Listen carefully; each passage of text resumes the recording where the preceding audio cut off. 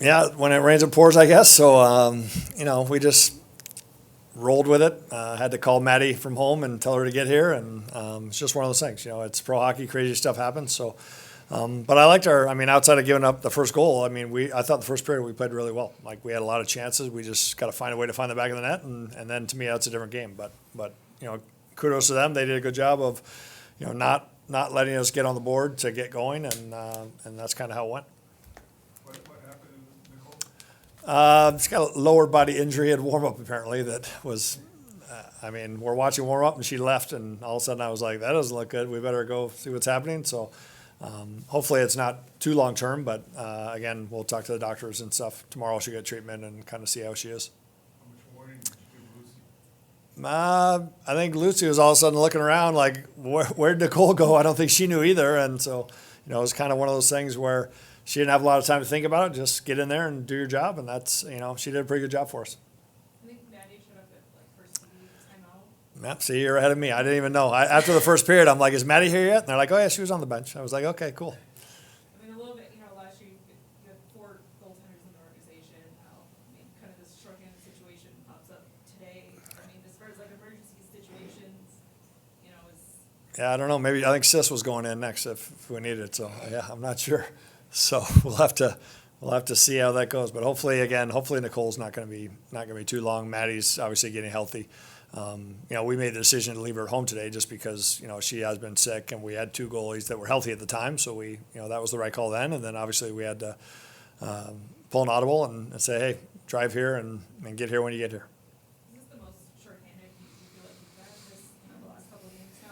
Well, 100%. When you take out the number of forwards and D, and we've got some long-term injuries, some just sickness, throughout the lineup up and down. We didn't face anything like this last year. So, but it's still last game we still got 2 points, which is good. And obviously today, I think if we score in the first, I think it's a different hockey game.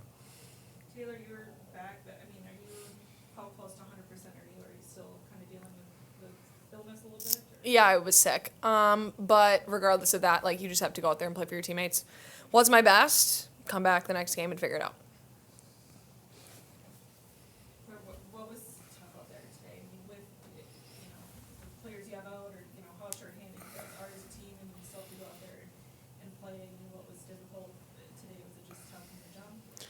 Yeah, I think early on we had a lot of chances. Kudos to Schroeds. She played amazing. I think we believe in the people that we have in this organization and in this locker room. And I think that if we, like Coach said, if we got one early on, that's a completely different game. I like the chances that we had, and I like, how we played and the chances we gave ourselves.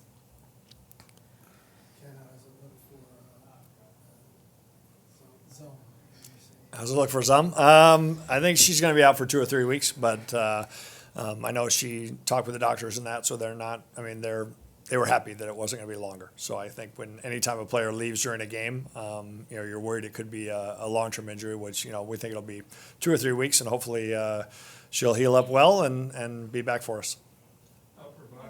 Upper body. There you go. Upper body. I like it. I don't know if you saw her walking around. That would narrow it down, but yeah, upper body is. Were you surprised that Britta was suspended? Yes and no. Yes, I was when when it happened and we saw it after. But I know the league is really trying to set a precedent that if they deem it a dangerous play, they're going to crack down on it. So they're setting the precedent. So that means they better, in my mind, they better be watching every game, watching every hit, watching every penalty, because that's basically the message that I'm giving the team is that they are going to be watching. So. In that regard, then, we obviously want the game to be safe. We don't want players to get injured. We don't want, risky type plays that could lead to injury. Taylor, how were you and how are you feeling? Wasn't quite sure when I woke up this morning, but I think it's just you look at the people on our team. There's a lot of sick people. If you put a microphone in there, you would have heard a lot of coughing and sneezing. But I think at the end of the day, you just go out there and play for your teammates. I'm going to be fine. It's an illness. It's not something that's going to kill you. So drink a lot of water, eat, sleep, and I'll be good for next game. Claire, you got the December Superstar of the Month. Any reaction to that? I mean, I guess I'm pleased with my first month back of hockey, or second month. I don't even know what month it is now. But yeah, I mean, it's a testament to the people that I'm playing with. You don't get assists without people putting the puck in the back of the net. So we have a lot of people doing their job, and I'm grateful to be a part of it. Everybody good? Awesome. Thank you, guys.